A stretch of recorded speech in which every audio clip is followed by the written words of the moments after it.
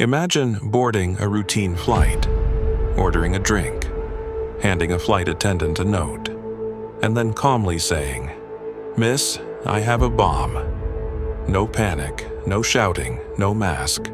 Just one ordinary-looking man who would pull off one of the greatest unsolved mysteries in FBI history. More than 50 years later, no one knows who he really was. No one knows if he survived, and no one knows where the money went. This is the unbelievable story of D.B. Cooper.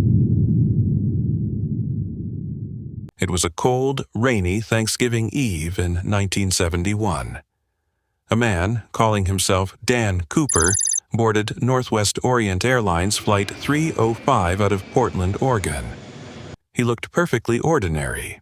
Dark suit, white shirt, black clip-on tie, and sunglasses. He looked like any businessman traveling from New York, but within minutes he would orchestrate the most daring, terrifying, and brilliant skyjacking in aviation history. An event so flawless, it baffled the FBI for over half a century. As Flight 305 lifted into the cloudy afternoon sky, Cooper quietly ordered a bourbon and soda. But only minutes later, everything changed. He handed a folded note to flight attendant Florence Schaffner. At first, she assumed it was just another passenger trying to flirt. She slipped it into her purse without reading it. Then, Cooper leaned closer. "Miss, you'd better read that note." Inside were words that instantly froze her. "I have a bomb."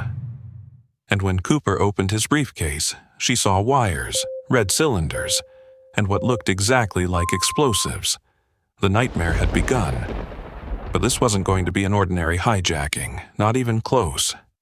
Instead of screaming, instead of threatening passengers, Cooper remained unbelievably calm. He had only one demand: $200,000 in cash, 4 parachutes, and a fuel truck waiting in Seattle. The pilots quietly informed air traffic control. The FBI immediately became involved. As the aircraft circled the skies above Seattle for nearly 2 hours while authorities gathered the money, passengers had absolutely no idea what was happening.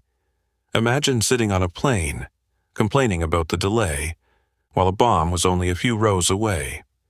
Finally, after landing in Seattle, the ransom was delivered, along with 4 parachutes. Cooper carefully inspected everything. Then, he did something nobody expected.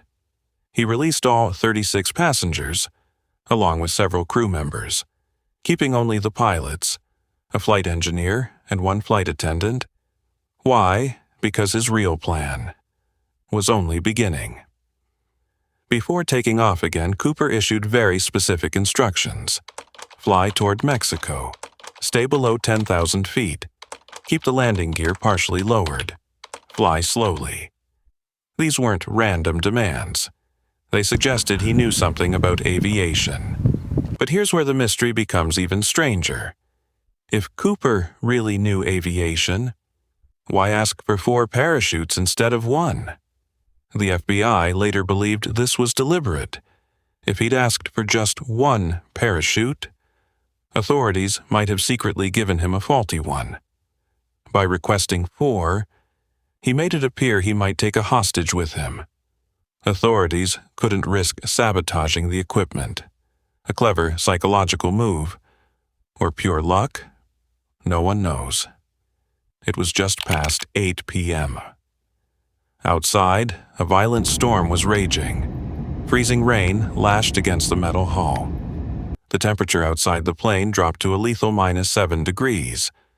Visually, it was pitch black. Total blindness. Suddenly, a warning light flashed in the cockpit. The tail section of the aircraft experienced a sudden, violent upward swing.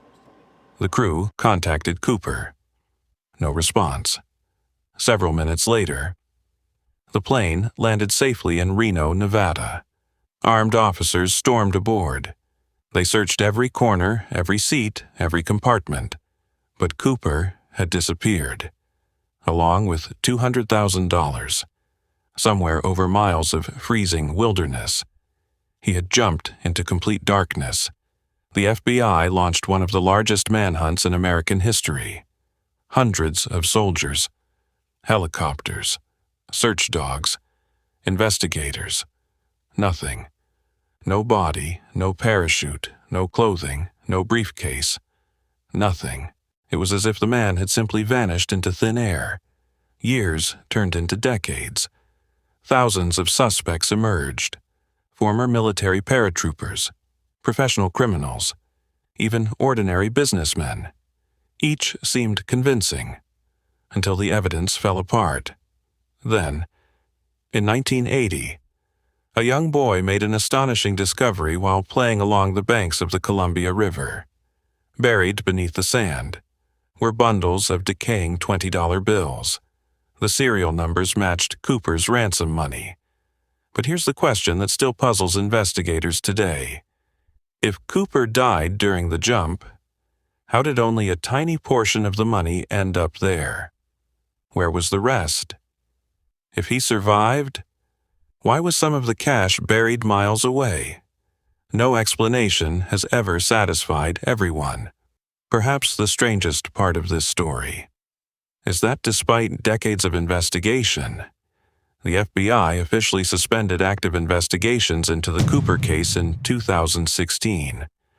Not because it was solved, but because every lead had gone cold. More than half a century later, the mystery refuses to die. Who was D.B. Cooper? Did he survive? Where is the missing money? And could someone, somewhere, still know the truth? Some mysteries are eventually solved. Others become legends. And D.B. Cooper became both a criminal and one of history's greatest ghosts.